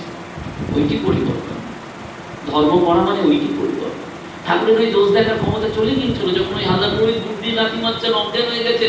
পরে সেজবকে বলছেন, রানীর জামাই সেজব বলছেন, বাবা তুমি আগে বললে না কেন, তাহলে তো আমি ওর ধর আর মাথা আলাদা করে দিতাম। তখন ঠাকুর বলছেন, বলি কি করে, ও যে মায়ের সন্তান, আমি যে মায়ের সন্তান, ও সেই মায়ের সন্তান, অর্থাৎ সবাই সেই একই বিশ্ব মায়ের সন্তান। সেই জন্য বলছেন কেন আমরা এই করি, দোষ দেখি, কেন আমরা এটা চাই, আমরা দুদিনের জন্য কর্তা হতে চাই। রামপ্রসাদের গানে আছে, দুদিনের জন্য ভবে কর্তা বলে সবাই মানে, সবাই কর্তা বলছে, তাহলে আমি বলছে বলছেন সেই কর্তারে ফেলে দেবে কালাকালের কর্তা এলে। বলছে যখন তোমার কাছে সমন এসে দাঁড়াবে তখন ওই তোমাকে কেউ চিনবে না, তোমাকে ডেড বডি বানিয়ে দেবে। এই এত নাম যশ রূপ টাকা পয়সা কিচ্ছু তুমি এই জগৎ থেকে নিয়ে যেতে পারবে না। ও বলছে শাস্ত্র, তুমি যদি এটা জেনেই গেছো যে কিছু নিয়ে যেতে পারবে না, তাহলে এগুলো পাওয়ার জন্য এখানে মারামারি করছো কেন? বলছে তার থেকে যেটা তোমার অরিজিনাল স্বরূপ ভগবান লাভ, সেইটা করো না, সেটা করলেই তো সব সমস্যার সমাধান হয়ে যায়। মা সারদা দেবী সেই জন্য বলতেন চাঁদেও কলঙ্ক আছে। দেখবেন চাঁদও যখন ওঠে পূর্ণ একটা কালো কালো থাকে। বলছেন আমি রোজ ভগবানের কাছে প্রার্থনা করেছিলাম যে আমার মন থেকে লোকের প্রতি দোষ দেখার ক্ষমতাটা দূর করে দাও। বলছেন লোকের প্রতি আমি যেন দোষটা না দেখি, কারোর প্রতি তিনি দোষ দেখছেন না, দোষ দেখার ক্ষমতাটাই দূর করে দিচ্ছেন। শাস্ত্রে বলছে অদোষ দোষী না, আমি কারোর দোষ দেখতে পাচ্ছি না। আমার মনটা এত শুদ্ধ পবিত্র হয়ে গেছে যে আমি সকলের মধ্যে আত্মবোধ দেখছি, আমি নিজেকেই দেখতে পাচ্ছি, আমি আর পার্থক্য করতে পারছি না। সেই জন্যই তুই পাপীকে তিনি তুললেন, কারণ পাপী তাপী এগুলো সব আমাদের, আমরা মনে করছি ও খারাপ। আমি জানি নাকি আপনি আগের জন্য কত পুণ্য কাজ করেছেন, তাহলে who am I to say you are a sin? You are a sinner? আমি বলতে পারি না আপনি পাপী, আমি বলতে পারি না আপনি নরাধম। স্বামীজি বলছেন every saint has a past, every sinner has a future। আজকে যে পাপী তার মধ্যে মহৎ সম্ভাবনা লুকিয়ে রয়েছে, আর যে আজকে মহাত্মা তারও জানবেন একটা অতীত রয়েছে। কিরকম বলছে উদাহরণ, রত্নাকর, দস্যু রত্নাকর শুধুমাত্র মরা মরা জপ করতে করতে বাল্মীকি হয়ে গেল। আমরা সবাই বলি রামচন্দ্র বাল্মীকি সুন্দর করে রামায়ণ লিখেছেন, বাল্মীকির কথা বলি, কিন্তু বাল্মীকির পূর্বজন্মটা কি? দস্যু, ডাকাত। তাহলে ডাকাতও ভগবান হতে পারে, ডাকাতও মহর্ষি হতে পারে, মহর্ষিরও একটা অতীত জীবন রয়েছে। তাহলে আজকে যে পাপী কালকে সে মহাত্মা হতে পারে, আর আজকে যে মহাত্মা তারও খারাপ জীবন থাকতে পারে। সুতরাং তুমি আমি এই বাহ্যিক দৃষ্টিতে কাউকে বিচার করতে পারো না। সেই জন্য বলছেন মায়ের কাছে প্রার্থনা, মা বলছেন আমি প্রার্থনা করতাম যে লোকের দোষ দেখার ক্ষমতা আমার মন থেকে দূর করে দাও। চাঁদেরও কলঙ্ক আছে, আমার মনে যেন কোনো কলঙ্ক না থাকে। কারণ এই কলঙ্কই, আপনি যেই একটা দোষ দেখলেন সে আর একটা দেখলো, এই অশান্তি শুরু হলো, সমস্ত মনটা আপনার বিক্ষিপ্ত হয়ে গেল। সেই জন্য বলছেন তুমি কাউকে দোষ দেখার দেখতে পারো না। রামকৃষ্ণ মিশনের একজন সন্ন্যাসী বলছেন পুরীর রামকৃষ্ণ মঠে একজন চাকরি করতো, কাজ করতো যেমন হয়, তা সে রোজ ময়লা একটা জামা কাপড় পরে আসে, এসে ওই মন্দির টন্দিরগুলো পরিষ্কার করতো। এখন অধ্যক্ষ মহারাজ তিনি ছিলেন, তার বারবার মনে হচ্ছে যে ময়লা জামা কাপড় পরে আসছে, 5টা লোক আসছে, তো এই ময়লা জামা কাপড় পরে তাকে প্রথম বুঝিয়েছে, তারপরে কখনো কখনো নতুন নতুন জামাও দিয়েছে, ধুতিও দিয়েছে। সে কিন্তু ওই একদিন দুদিন পড়েছে, তারপরে আবার ময়লা। একদিন অধ্যক্ষ মহারাজ আর রাগ সামলাতে পারে, তিনি তাকে ডেকে যা তা বলেছেন যে তোর মুখ আর দেখতে চাই না, তুই এই আশ্রমে আসবি না, তোকে বলা সত্ত্বেও এরকম এরকম কি বলেছে। সে চলে গেছে মনের দুঃখে। অধ্যক্ষ মহারাজ রাত্রিবেলায় স্বপ্ন দেখছেন স্বামীজি স্বয়ং এসেছেন, এসে বলছেন তুই ওকে গালাগালি দেবার কে? এই মন্দির আমার না তো, ও নোংরা জামা কাপড় পরে এসেও তো আমার কাজ করছে, তাই ওকে তাড়ালে, ওকে যা বলার আমি বলবো, তুই বলার কে? তুই আগে ওর কাছে ক্ষমা চা, তবে আমি তোকে ক্ষমা করব। সেই অধ্যক্ষ মহারাজ পরের দিন আসতেই তাকে হাত জড়ো করে বলছেন বাবা আমার ভুল হয়ে গেছে, আমাকে তুমি ক্ষমা করে দাও। এই হচ্ছে লোক ব্যবহার। শুধু ভগবানের নাম করলেই হবে না, আমাদের লোক ব্যবহারটি যেন ঠিক হয়। সূর্যি মহারাজ ছিলেন নির্বাণানন্দ স্বামী, তিনি ব্রহ্মজ্ঞানী ছিলেন। তার কাছে সেদিকে ব্রহ্মজ্ঞান মানে বুঝতেই পারছেন, মানুষের ভেতরটা বলে দিতে পারতেন। পেলে খেলা ছেড়ে দেবেন, সেটা তিনি টিভি দেখে বলে দিয়েছিলেন। বেলুড় মঠে তখন টিভি ছিল না, পেলে কলকাতায় খেলা খেলতে এসছেন, তো মহারাজকে তার সেবকরা বলছেন মহারাজ একটু টিভি, আজকে তো পেলের খেলা দেখতে ইচ্ছা হচ্ছে। মনে হচ্ছে হ্যাঁ দেখলে ভালো হয়, কিন্তু আমার তো এখন এই বয়স নেই যে আমি মাঠে গিয়ে খেলা দেখতে পারবো, আমার আর মাঠে যাওয়ার বয়স নেই। তখন এরা বলছেন সবাইকে মহারাজ আপনি বলুন একটা টিভি এনে দিন। তখন বলছেন না, মহারাজকে আগেও বলা হয়েছিল যে একটা টিভি নিন। মহারাজ বলছেন না, ওই টিভি মানুষকে ভোগের দিকে নিয়ে যায়, ওই টিভি আমাকে ভগবানের থেকে দূরে সরিয়ে দেবে। দেখুন ব্রহ্মজ্ঞানী পর্যন্ত বলছেন যে ওইটি করলে আমি সরে যাবো, আমার দরকার নেই। ভোগ, এই ভোগ আমাদের মূল কারণ। আমরা জানি কিন্তু সবাই অ্যাওয়ার, সমস্যাটা কোথায় জানেন? আমরা জেনেও করি না। দুর্যোধনকে জিজ্ঞেস করা হয়েছিল, দুর্যোধনকে এই প্রশ্নটা করা হয়েছে, তুমি তো জানতে যে উল্টো দিকে ভগবান শ্রীকৃষ্ণ আছেন, তবু যুদ্ধ করতে গেলে কেন? দুর্যোধন তো জানতো হারবে, সে আর হারবে। তখন দুর্যোধন উত্তর দিয়েছিলেন, আমাদের উত্তর। বলছেন আমি প্রবৃত্তিটাও জানি, নিবৃত্তিটাও জানি। বলছেন আমি জানি কোনটা ধর্ম কোনটা অধর্ম, কিন্তু সমস্যাটা কোথায়? আমি ধর্মটা করতে চাই না আর অধর্মটা ত্যাগও করতে পারি না। সেই জন্য আমার পতন। মানুষের পতনের কারণ মানুষ সবাই জানে সদা সত্য কথা বলতে হবে, এটা নতুন কথা নয়, কিন্তু কিন্তু অবস্থায় পড়লেই আমরা মিথ্যে কথা বলে দিই। কেন? আমরা ধর্মটা করতে চাই না, আর অধর্ম যেটা সেটা জেনে শুনেও ছাড়তে চাই। আমরা সবাই এখানে জানি দান করা ভালো, আমরা সবাই এখানে জানি যে একটু টাকা আমরা নিয়ে যেতে পারবো না, কিন্তু তবুও আমরা দেখুন ব্যাংকের পাসবইটা আপডেট করে দেখছি কত টাকা হলো। আমাদের এই বিশ্বাসটা নেই যে আমার শরীর খারাপ হলে আমি গঙ্গা জলকে ভগবানের নাম করে খেয়ে শরীর সুস্থ হয়ে যাবে। ঠাকুরের পার্শ্বদের জীবন, গৃহস্থের জীবন তাই ছিল। সেই জন্য তাদের জীবনটা তারা জীবন দিয়ে ওটি করেছিলেন। বলছেন ওষুধ কি আমরা জাহ্নবী তৈয়ম, বলছেন আমরা ওই ওষুধ মনে করবো কাকে? না এই যে গঙ্গা জলকে আমরা ওষুধ মনে করবো। বলছে ভগবানকে আমরা বৈদ্য মনে করবো। বলছে ভগবান স্বয়ং আসবেন আমার শরীর খারাপ হলে, আমার সেই দৌড় নেই, ডাক্তার এসে আমাকে কি ভালো করবে? ভগবানকে আসতে হবে। বলছেন আমরা জানি, কিন্তু জেনে শুনেও আমরা এই অধর্মকে ত্যাগ করতে পারি। তো ওই মহারাজ বলছেন যিনি আমাকে ভোগের দিকে নিয়ে যাবেন, তখন এই টস কোম্পানি যিনি চায়ের বিখ্যাত মালিক, তিনি বারবার বলছেন মহারাজ আপনি বললে একটা টিভি এনে দিন। তখন এরাও বারবার বলছে মহারাজ আজকে পেলের শেষ খেলা, আপনি যদি অনুমতি করেন তাহলে একটা শেষ খেলা বলছেন না, মানে পেলে খেলতে এসেছেন, আপনি যদি অনুমতি করেন তাহলে আপনাকে টিভিটা আনতে হবে। তখন মহারাজ নিজের ইচ্ছা বলছেন না, বলছেন তোমাদের যদি ইচ্ছা হয় তাহলে আনতে। তখন ওই সেবক দরজা খুলে ওই টস কোম্পানির মালিক দাঁড়িয়েছিলেন, তাকে বলছেন ওহে অনুমতি হয়েছে, টিভি নিয়ে এসো। টিভি আনা হয়েছে, খেলা দেখেছে।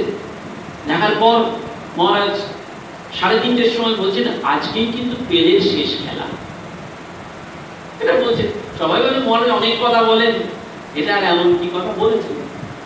সন্ধ্যে 4:30টার সময় প্রেস কনফারেন্স করে পেলে সেদিন বললেন I am retiring my football life. তখন এই ব্রহ্মচারী সাধুরা এগুলো সত্য ঘটনা, তাহলে দৌড়ে গেছেন, গিয়ে ওই সত্যি মহারাজকে বলছেন আপনি 3:30টার সময় এটা বললেন কি করে? পেলে সন্ধ্যে 6:30টার সময় প্রেস কনফারেন্স করে বলছে আমি খেলা ছেড়ে দিচ্ছি জীবনের মতো, আর আপনি সেটা 3:30টার সময় বলে দিচ্ছেন কি করে? তখন মহারাজ খিলখিল করে এসে বলছেন ওই খেলার মাঝে আমি ওর ভেতরটা পরিষ্কার দেখতে পেলাম যে ও কি করবে। ব্রহ্মজ্ঞান হলে সে ভেতরটা দেখতে পায়। বেলুর মঠে আজও ব্রহ্মজ্ঞানী সন্ন্যাসী রয়েছে, গেলেন বলে ভেতরটা বলে। স্বামীজি বলছেন মঠে কখনো ব্রহ্মজ্ঞ পুরুষের অভাব হবে না। কেন? বলছেন স্বয়ং শ্রী রামকৃষ্ণ স্বয়ং ভগবান এবারে ওই জায়গাটি বেছে নিয়েছেন, তিনি আত্মারাম হয়ে বসে আছেন। বলছেন প্রতিদিনের নিত্য কল্পতরু হয়ে বসে আছেন। একবার যদি জোশ করে কেউ যায় তাহলে তার মুক্তি অবারিত। সেই জন্য বলছেন কেউ শুধু রাজা সূচি মহারাজ নয়, মহাপুরুষ মহারাজ পর্যন্ত। মহাপুরুষ মহারাজ বলছেন এমন অবস্থায় পৌঁছেছি যে এই গাছটাকে যদি বলছেন গাছটাকে যদি বলি তোর ব্রহ্মজ্ঞান হবে তাহলে তারও ব্রহ্মজ্ঞান হয়ে যাবে। ঠাকুরের সেই অবস্থা ছিল। ঠাকুর কেন বলছেন আলমারি, কাঁচের আলমারির মধ্যে জিনিস রাখলে যেমন সার্সির ভেতর দিয়ে দেখতে পাওয়া যায়, কোনো মানুষ এলে আমি তার ভেতরটা পড়তে পারি, ভেতরটা পড়তে পারা যায়, এবং সেটি গৃহস্থ মানুষও পড়তে পারে। নাগমশাই তার জ্বলন্ত উদাহরণ ছিলেন। স্বামীজি বলছেন নাগমশাইকে মহামায়া বাঁধতে পারেননি, বলছেন বাঁধতে পারেননি, একেবারে বাঁধতে পারেননি। বলছেন কেন? বলছেন যতই মহামায়া বাঁধতে যায় নাগমশাই তত সরু হয়ে যায়। বলছেন কত সরু হয়ে যাচ্ছে নাগমশাই। যা বলেছেন ঠাকুর, নাগমশাই বিখ্যাত ডাক্তার ছিলেন। ঠাকুর বলেছিলেন ডাক্তার মুক্তার দালাল আর উকিলের কোনোদিন ঈশ্বর লাভ হবে না, বলে দিয়েছে।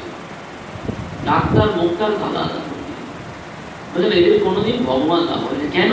মানুষের কাছ থেকে পয়সা ঠকিয়ে ওরা পয়সা ইনকাম করে। অর্থ দরকার, কিন্তু মানুষকে ঠকিয়ে অর্থ ইনকাম করা মহা পাপ, সে পয়সা থাকবে না। সেজন্য ঠাকুর বলছেন দান করো। ওই যে গীতায় ভগবান বলছেন দান, তুমি যদি দান না করো তাহলে তোমার টাকা 4 ভাবে নষ্ট হয়ে যাবে। বলছে তোমার ছেলে বা মেয়ে বদ সঙ্গে পড়বে, তোমার টাকা চলে যাবে। তোমার কোথা থেকে মামলা মোকদ্দমা এসে জুড়ে বসবে, তোমার টাকা চলে যাবে। তুমি টাকা ব্যাংকে রাখবে, ফ্ল্যাটে রাখবে, তোমার চুরি হয়ে যাবে, ডাকাতি হয়ে যাবে। বলছেন এটাও যদি না হয় চতুর্থ হবে তোমাকে ভগবান এমন রোগ দেবে যে ডাক্তার তোমার সব টাকা নিয়ে চলে যাবে। বলছেন তার থেকে ভালো একটু ভগবানের কাজে দান, বলছেন দান করো, দিয়ে যাও। সেই দান করাটা বলছেন যে সেই দান করাটা যখনই শুনলেন দান মশাই ঠাকুরের মুখে, সঙ্গে সঙ্গে তার এই ওষুধের বাক্সটা নিয়ে গিয়ে গঙ্গার জলে ফেলে দিলেন। বাবা বললেন খাবি কি? বলছেন ভগবানের ইচ্ছায় যা চলবে তাই খাবো। এবং কতটা ভগবানের, এবং এমন তার বাবা কিন্তু শেষের জীবনেও টাকা করছেন। তখন নাগমশাই বলছেন বাবা তোমার কি বৃদ্ধ বয়সে একটু ভগবানের নাম করতে ইচ্ছা করছে না? তুমি একটু ভগবানের নাম করো। ছেলে বাবাকে বলছে তুমি ভগবানের নাম করো, কারণ ভগবানের নাম আমাদের নিত্য প্রাপ্তি অবস্থা, ওইটি আমাদের ব্রহ্মানন্দ, ওইটি আনন্দ। ঠাকুর বলছেন একবার যে ওই আনন্দের স্বাদ পেয়েছে বাকি অন্য সব আনন্দ তার আলুনি বোধ হয়েছে। আমাদের অন্য আনন্দ আলুনি লাগছে না, কারণ আমরা অন্য আনন্দতে মেতে রয়েছি, জগতে মেতে রয়েছি। সেই জন্য ওই যে প্রথমেই বলেছিলাম একজন ঋষি বলছেন শ্রীরামকৃষ্ণ এসেছিলেন আমাদের জন্য, গৃহস্থ মানুষের জন্য। সন্ন্যাসী বলছেন না, শ্রীরামকৃষ্ণ এসেছিলেন আমাদের জন্য, সন্ন্যাসীদের জন্য। তখন এই প্রেসিডেন্ট মহারাজ স্বামী গম্ভীরানন্দ তিনি উঠে বলছেন Sri Ramakrishna came not for sannyasis nor for householder. বলছেন শ্রীরামকৃষ্ণ সন্ন্যাসীর জন্য আসেননি, শ্রীরামকৃষ্ণ গৃহস্থের জন্য আসেননি। বলছেন শ্রীরামকৃষ্ণ এসেছিলেন তাদের জন্য যারা সত্যি সত্যি ঠাকুরকে জানতে চান। ঠাকুর সেই জন্য বলছেন আমি কে আর তুমি কে এটা জানলেই হবে, আর বেশি কিছু জানতে হবে। আমি কে আর তুমি কে, বলছেন আমি অংশ, তোমরা আসবে আমার কাছে, স্বরূপত আমার কাছেই আসবে। সেই জন্য বারবার শাস্ত্র বলছে আনন্দ থেকে আমাদের জন্ম, আনন্দেই আমাদের বিচরণ এবং আনন্দেই আমাদের অন্তিম প্রাপ্তি। বলছেন এই আনন্দ থেকেই তোমাদের আশা সবকিছু। বলছেন সেই আনন্দেই থাকো এবং আনন্দেই চলে যাও। সেই আমারই অংশরূপে তোমরা ঘুরে বেড়াচ্ছ, তোমাদের আমার কাছেই আসতে হবে। কিন্তু তোমরা যখন আসতে চাইছো না তখন আমাকেই তোমাদের দুঃখ কষ্ট জন্ম যন্ত্রণা যাতনা সব দিতে হচ্ছে, যাতে তোমরা তোমাদের ওগুলোকে ফেলে দিয়ে স্বস্বরূপে আমার কাছে চলে আসতে পারো। যন্ত্রণা তো এমনি দেবেন না, তাহলে আমাকে দিচ্ছেন আপনাকে দিচ্ছেন এরকম তো যন্ত্রণা তিনি দিতে পারেন না। তিনি কি করেন, তিনি আমাদের দিয়ে কিছু অশুভ কর্ম করিয়ে নেন, সেই কর্ম ফলে আমাদের কাছে যন্ত্রণা হিসাবে আসে। ওই যে ধৃতরাষ্ট্রকে দিয়ে করিয়ে নিলেন, তার নিজের ইচ্ছায় তিনি করলেন না, ভগবান তার মধ্যে ইচ্ছাকে যোগ করে দিলেন। কে যোগ করলেন? স্বয়ং ব্রহ্ম করালেন না, শ্রীকৃষ্ণ করালেন না। শ্রীকৃষ্ণের ওই লাদিনী শক্তি রাধা মহামায়া, ঠাকুর বলছেন আমি ব্রহ্ম সচ্চিদ আনন্দ, কিন্তু আমার একটা মায়ারূপিণী শক্তি রয়েছে, সেই মায়া সমস্ত জগৎটাকে খেলাচ্ছে। ব্রহ্মেরই একটি অংশ হচ্ছে মায়া। সেই মায়া মানুষের মধ্যে দুর্বুদ্ধি বা সুবুদ্ধি দেয়। এই দুর্বুদ্ধি আর সুবুদ্ধি দিয়ে মায়া আমাদের খারাপ কাজ করিয়ে দিল, কর্মফল আমাদের ভোগ করতে হলো, আমাদের সংসারে যন্ত্রণা পেতে হলো। সেই জন্য বারবার বলছে যদি তুমি এর থেকে বাঁচতে চাও তাহলে শুভ কর্ম করো, যদি না করো তাহলে কি হবে? ওই পুনরূপী জননম পুনরূপী মননম পুনরূপী জননী জঠরে শয়নম। বলছেন আবার আসতে হবে, আবার ওই পথ ঘাটতে হবে সব। বলছে তার থেকে তোমার মধ্যে বৈরাগ্য আনো। বলছে সেই বৈরাগ্যটা কি? ছর্দিত অন্ন জিগুপ্সা। বলছে বৈরাগ্য এক কথায় হচ্ছে ছর্দিত অন্ন জিগুপ্সা, অর্থাৎ ভাত খাচ্ছে, খেতে খেতে বমি করে ফেলেছে। সেই বমি করা ভাত আমরা খেতে চাই? খেতে চাই না।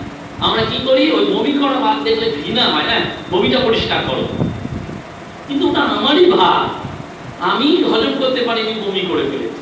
বলছে বৈরাগ্য হচ্ছে বিষয়কে দেখলে মনে হবে ওই বমি তুললো, ছর্দিত অন্ন জিগুপ্সা, অর্থাৎ তুমি ওই বিষয়কে দেখলে বিষবৎ পরিত্যাগ করবে। বিষয় আমার থেকে সাত দূরে যাক, আমি বিষয়ের থেকে সাত দূরে যাক, আমি আমার ভগবানের কাছে সবসময় স্মরণ নিই। সেটি কখন সম্ভব? যখন সে সবকিছু ছেড়ে শরণাগত হয়ে থাকে। ওই শিষ্য গুরুকে বলছেন আমি কি করে সংসার ছাড়বো, আমার সংসারের স্ত্রী ভালোবাসে, আমার মা ভালোবাসে, আমার কতজন ভালোবাসে। তখন গুরু বলছে ঠিক আছে তুমি যাও, সংসারের আসল চিত্রটা জানতে পারবে। বলে তোমাকে একটা পাচন দিলাম, তুমি এই পাচনটা খেয়ে মরার মতন পড়ে থাকবে, আর আমি গেলে আর একটা পাচন দেবো, সেটা খেয়ে তুমি তোমার জ্ঞান ফিরে পাবে, কিন্তু তুমি সব শুনতে পাবে, দেখতে পাবে তোমার জগতের চিত্রটা কি। তো ঠিক আছে, তাই শিষ্য এইসব পাচনটা খেয়ে মরার মতন শুনে আছে, সবাই কাঁদছে, স্বামী স্ত্রী কাঁদছে, মা কাঁদছে, সবাই। গুরুদেব এসছেন, সবাই বলছে গুরুদেব আমাদের সর্বনাশ হয়ে গেছে, মা বলছে আমার একমাত্র ছেলে মারা গেল, স্ত্রী বলছে আমার স্বামী চলে গেল। তখন গুরুদেব বলছে হ্যাঁ সত্যি কষ্টে, তা আমি একটা পাচন এনেছি, এই পাচনটা খাইয়ে দিলেই বেঁচে যাবে। তখন সবাই খুব আনন্দিত, বাহ বাহ খুব ভালো, তাহলে গুরুদেব খাইয়ে দিন। তখন গুরুদেব বলছে না একটা শর্ত আছে। বলছে কি শর্ত? বলছে পাচনটা ও খেলে বেঁচে যাবে, কিন্তু এই পাচনটা ও খাওয়ার আগে অন্য কাউকে একজনকে খেতে হবে, যে খাবে সে মরবে, ও বেঁচে যাবে। সবাই বলছে ঠিক আছে। একটু সবাই তখন মুখটা শুকিয়ে যাচ্ছে। মাকে দেখেছে প্রথম, বৃদ্ধা মা, 80 বছরের ওপর বয়স, কাঁদছিল আমার একমাত্র ছেলে মারা গেল। মাকে বলছে কি তুমি পাচনটা খাবে? মা বলছে না আমি নাতি নাতনি নিয়ে ভালো আছি, আমার ছেলে মারা গেছে তো কি আছে, ও সব আমি সামলে নেবো। স্ত্রীকে ডাকছে, বলছে তুমি তো স্বামীকে ভালোবাসো। বলছে হ্যাঁ স্বামী ছাড়া আমি কি করে যে থাকবো। বলছে তাহলে তুমি মারা যাও, এই পাচনটা খাও, তোমার স্বামী পাচন। বলছে না না ওর যা হয়েছে, আমি আমার ছেলে মেয়ে নিয়ে সংসার করবো, মরতে পারবো না। যাকে যাকে বলছে বন্ধু বান্ধব সবাই বলছে না আমি পারবো না। তখন শিষ্যকে ওই পাচনটা দেওয়ার পরে শিষ্য তখন বলছে গুরুদেব চলুন, এই সংসারের কে প্রিয় কে আপন কে পর আমি সব বুঝতে পেরে গেছি। স্বয়ং মা স্বামী স্ত্রী পুত্র যাদের জন্য আমি এত কিছু করলাম, কেউ আমার আপনার নয়, সবাই আমার পর, একমাত্র ভগবানই আমার নিজের জন্য। সেই জন্য মা বলছে যদি তুমি মানুষকে ভালোবাসো তাহলে দুঃখ কষ্ট শিওর পাবে, শিওর। যত মানুষকে ভালোবাসবে তত দুঃখ। সেই জন্য মানুষকে ভগবান জ্ঞানে পুজো করার কথা বলা হচ্ছে শাস্ত্রে। অর্থাৎ মানুষকে অপছন্দ করবেন না, ঘৃণা করবো না, মানুষকে দূর করে তাড়িয়ে দেবো না, মানুষকে ভালোবাসবো কিন্তু ভগবান বোধে ভালোবাসবো, মানুষ বোধে নয়। কারণ মানুষ বোধে যদি ভালোবাসি তাহলে ওই মহামায়ার প্রভাবে আমাদের তার প্রতি প্রত্যাশা আসবে, ইচ্ছা আসবে, ও আমার সাথে ভালো ব্যবহার করবে, ও আমার সাথে কথা বলবে, ও আমাকে মিষ্টি কথা শুনবে। তো যত আমরা বাসনা করবো তত দুঃখ পাবো। তাই বলছেন মানুষকে ভালোবাসলে দুঃখ পাবে, যদি ঈশ্বরকে ভালোবাসো তাহলে তোমার কোনো দুঃখ কষ্ট থাকবে না। আর বলছেন একেবারে সূত্র, বলছে তুমি ভগবানকে 99 বার গালাগালি দাও, ভগবান কিছু বলবে না। 99 বার বলো না তুমি ফালতু, তোমার দ্বারা কিছু হবে না। আর একবার তুমি শুধু প্রাণ ধরে দু চোখ দিয়ে জল ফেলে ভগবান বলে ডাকো, ভগবান তোমার কাছে চলে আসবে। আর মানুষের ক্ষেত্রে খুব উল্টো, মানুষকে আপনি 99 বার ভালো কাজ করুন আর একবার বাজে কথা বলুন, মানুষ কিন্তু এই একবারটা মনে রাখবে, 99 বার ভালো কাজটা মনে রাখবে না। আপনি যে তার 99টা ভালো কাজ করেছেন, উপকার করেছেন, সেটি মনে রাখবেন। আমাদের সেই জন্য মনে রাখতে হবে যে আমরা যেন ভগবান বোধে যেতে পারি। সেইটি শাস্ত্র বলছে, গীতাও বলছে, সেই দৈব সম্পদ। তুমি দয়া করো, তুমি দান করো, তুমি সুচিতা থাকো, তুমি তপস্যা করো, তুমি স্বাধ্যায় করো, তুমি মানুষের প্রতি ক্ষমাশীল হও, করুণাময় হও। কেন এগুলো বলছেন? এইগুলোই তোমার অন্তরের দৈবী সম্পদ। এগুলো বাড়াতে বাড়াতে তোমার মনটা একদিন অনেক বড় হয়ে যাবে, বৃহৎ হবে, এবং যখনই তুমি বৃহৎ হবে তখনই তুমি ব্রহ্মজ্ঞান লাভ করবে। সেইটি ব্রহ্ম। সেই ব্রহ্মজ্ঞান লাভ করার জন্য আমরা এসেছি, প্রতিদিনের দৈনন্দিন ব্যবহারে ওই ব্রহ্মজ্ঞান লাভ করতে হবে। নইলে ভগবান যদি এক্ষুনি আসেন আমাদের বলেন যে তোমাদের আমি ব্রহ্মজ্ঞান দিয়ে দেবো, আমাদের ক্ষমতাই নেই। বলছেন এইটুকু পাত্র, তাতে যদি হুড়ুর করে জল ঢালেন কি হবে? পাত্র উপচে পড়ে যাবে। আমাদের পাত্রটা ছোট। বলছেন সেই জন্য তোমার পাত্রটাকে আগে বাড়াও। ভগিনী নিবেদিতা বলছেন স্বামীজি চাইলেই আমাকে ব্রহ্মজ্ঞান দিয়ে দিতে পারতেন, দৈবিক ক্ষমতা দিতে পারতেন, কিন্তু আমি নিজেকে অ্যানালিসিস করলাম, আমার সেটি নেবার ক্ষমতা হয়েছে কি? আমার তো নেবার ক্ষমতা হয়নি। তাহলে আমি নেবার ক্ষমতার জন্য কি করব? আমি দুটো জিনিস করব, মানুষকে ভালোবাসবো। মানুষকে কিরকম ভাবে ভালোবাসবো? ঈশ্বর বোধে ভালোবাসবো, ঈশ্বর চেতনায় ভালোবাসবো। আর কি করব না, বলছে আমি ভগবানের নাম করব, সব সময় ভগবানের নাম করব। বলছেন জপ হচ্ছে সেই অ্যাটম বোম, জপের সেই ক্ষমতা রয়েছে, মন্ত্রের সেই ক্ষমতা রয়েছে, নামের সেই ক্ষমতা রয়েছে, একেবারে অ্যাটম বোমের মতন কাজ করবে। বলছে নইলে ওই মহামায়ার কুহক। বলছে একটা গাছে ছিল একটা পাখি, চুপ করে সে বাচ্চাদের নিয়ে বসে আছে। তো হঠাৎ সেই পাখিটা দেখছে একটা ব্যাগ তাদের দিকে তীর ধনুক নিয়ে অ্যাটাক করছে।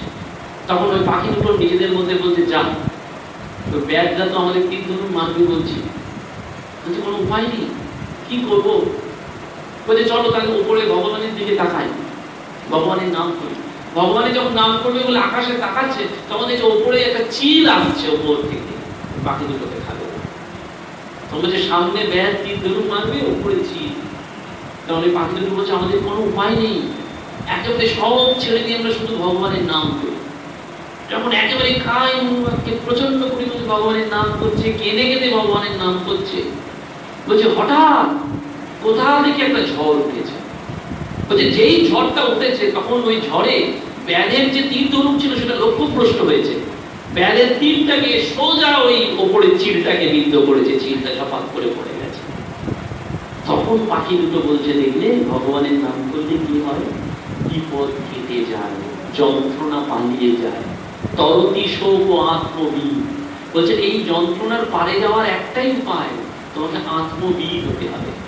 এই পৃথিবীতে শোক যন্ত্রণা কেউ নেভাতে পারবে না, কারোর ক্ষমতা নেই। আমার মধ্যে যে শোক, আমার মধ্যে যে কষ্ট, আমার মধ্যে যে হাউতাস, আমার মধ্যে যে যন্ত্রণা কেউ নেভাতে পারবে না। বলছেন তরতি শোক ও আত্মবীর, তোমাকে আত্মজ্ঞানী হতে হবে। ওই যে ঠাকুর বলছেন তুমি কি নিজেকে জানো, বারবার বলছেন তুমি জ্ঞানী, তুমি নিজেকে জানো, তুমি জীবনে কেন এসেছো, তোমার জীবনের উদ্দেশ্য কি। বলছেন মনুষ্য জীবনের একমাত্র উদ্দেশ্য ভগবান লাভ। তোমার জীবনের একটাই উদ্দেশ্য, 84 লক্ষ জনি ঘুরে তুমি এই জন্ম পেয়েছ, এবং সেই 84 লক্ষের হিসেব রয়েছে শাস্ত্রে। 10 লক্ষ পশু, 11 লক্ষ এই গাছপালা হয়েছি, 9 লক্ষ সরীসৃপ, 4 লক্ষ ওই কৃমি কীট পতঙ্গ, এইসব হয়েছে। এরকম 84 লক্ষ বারের মধ্যে 4 লক্ষ মানুষ হয়েছে, 4 লক্ষ বার মানুষ জন্ম হয়েছে। সেই 4 লক্ষ বার মানুষ জন্মের মধ্যে কোনো একটা জন্মে আমাদের মহাপুরুষের সংশ্রয় ঘটে যায়, অর্থাৎ আমাদের সাধু সঙ্গ হয়, নাম পাই আমরা, মন্ত্র পাই আমরা, কৃপা পাই আমরা। বলছেন ওইটি 84 লক্ষের মধ্যে 4 লক্ষের মধ্যে আমরা পাচ্ছি মহাপুরুষ সংশ্রয়। বলছেন ওটি পাওয়ার পর যখন তোমার মুক্তি লাভের ইচ্ছা হয়, যে আমি আর এই জন্ম মৃত্যুর মধ্যে আসবো না, আমার এই জীবন আর ভালো লাগছে না, তখনই আমাদের মধ্যে চৈতন্য হয়। ওইটি বলছে বেদান্তের চৈতন্য। শাক্ত মতে বলছে শক্তি, এই জগতে একই শক্তি। সেই জন্য সব শাক্তরা, সব তান্ত্রিকরা বলে মা মা করো, জগতে মা, ওই শক্তি। বেদান্ত ওটি বলে। আর বৈষ্ণব কি বলে, ভক্তি, নাম করো। বৈষ্ণবের নাম, শাক্তের শক্তি আর বেদান্তের চৈতন্য, সবটা মিলেমিশে এই মানুষের মধ্যেই সেটি সম্ভব।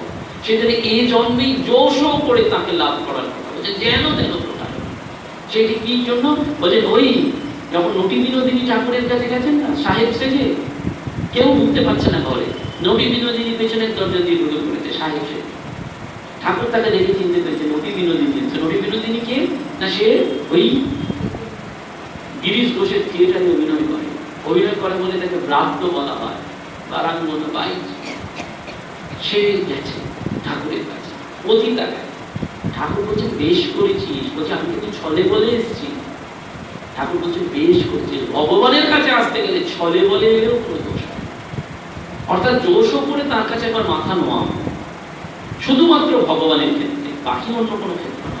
সেই জন্য শ্রীরামকৃষ্ণ পারমিশন দিচ্ছেন, কোন সন্তান যদি ভগবান লাভের জন্য বাবা মায়ের কথা উপেক্ষা করে তাহলে তাতে কোনো দোষ হয় না।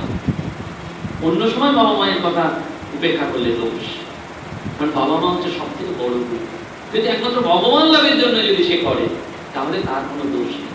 বলছে বেশ করেছিস, বল হরি গুরু, গুরু হরি। সেই নটি বিনোদিনী ফিরে এলেন, বাড়িতে মন্দির তৈরি করলেন, সেই মন্দিরের ভগবান শ্রীকৃষ্ণকে বসালেন, নিত্য ভোগ রাখতেন, পুজো পুরোহিত করতেন, এনে পুজো দিতেন, ভোগ হতো। আর বলছেন তার একটি ছোট্ট ঘর ছিল, সেই ঘরে ভগবান শ্রীরামকৃষ্ণের ছবি থাকত, সেটি তিনি নিজে রোজ পায়ে ফুল দিয়ে পুজো করতেন, ধর্মগ্রন্থ পড়তেন। জীবনের শেষে যখন রয়েছেন তখন বলছেন এই জগৎ আমার থেকে চলে যাক, তাতে আমার কোনো আফসোস নেই। জগতের লোক আমাকে ঘৃণা করুক, অপবাদ দিক, নিন্দা করুক, তাতে আমার কোনো দুঃখ নেই। যখনই আমার মনে হতাশা এসেছে, কষ্ট এসেছে, তখনই ভগবান শ্রীরামকৃষ্ণের সেই পীযুষ বাণী বলো হরি গুরু, গুরু হরি আমার মনে শক্তি সঞ্চারিত হয়েছে। এবং সেইটি বলছেন ওঙ্কারে রয়েছে। এই নাদব ব্রহ্ম, স্বামী শান্তানন্দ মহারাজ ছিলেন মায়ের সেবক। তিনি বলতেন, এই যে তো তাকে বলতেন ওঙ্কার শুনতে পাচ্ছ, এই গোটা পৃথিবী ঘুরছে এবং এই পৃথিবীর একটি নাদব ব্রহ্ম রয়েছে, নাদব ধ্বনি, সেইটি ওঙ্কার। এই ওম শব্দটি এসছে অ উ ম থেকে। অ মানে সৃষ্টি, উ মানে বিকাশ, আর মা মানে সংহার। এই ওঙ্কারের মধ্যে রয়েছে অ উ ম, অর্থাৎ প্রকাশ, সৃষ্টি এবং তার বিনাশ। সেই জন্য ওঙ্কারকে বলা হয় ভগবান। যে কোনো মন্দিরে মন্ত্রের আগে বলা হয় ওম। কেন ওম বলা হয়? ওম মানে হচ্ছে সর্বব্যাপী ভগবান। এই ওঙ্কারের মধ্যে আমরা ভগবানকেই খুঁজে পাই, অ উ ম। সেই জন্যই বারবার বলা হচ্ছে ওঙ্কার ধ্বনি সারা পৃথিবী জুড়ে হচ্ছে। এটিকে বলা হয় নাদ ব্রহ্ম। যোগীরা, যারা যোগী পুরুষ, তারা ধ্যানে, সমাধিতে, এমনকি চৈতন্য জাগ্রত অবস্থাতেও এই ওঙ্কার ধ্বনি শুনতে পান। প্রেমেশানন্দজি বলতেন যে ওঙ্কার ধ্বনি শুনতে পাচ্ছ না? সবাই বলতেন না আমরা তো পাচ্ছি না। বলছেন দেখো ভালো করে শোনো, আমি তো শুনতে পাচ্ছি সবসময়, তোমরা শুনতে পাচ্ছ না। অর্থাৎ তার মন সবসময় যোগেতেই থাকতো। যোগ মানে ভগবানের সাথে যুক্ত হওয়া, মনের কালিমা দূর করে দেওয়া, ভগবানের সাথে যুক্ত হওয়া, মনের সদ্গুণগুলোকে বেশি করে গুণান্বিত করা, আর যাবতীয় সুখ দুঃখ সকলের মধ্যে ভাগ করে দেওয়া।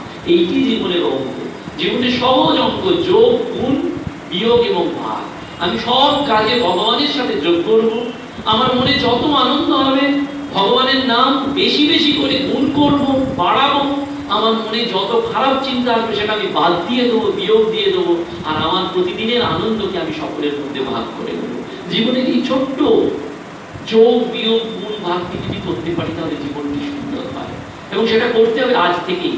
ইংরেজিতে একটি কথা আছে টুডে, TODAY।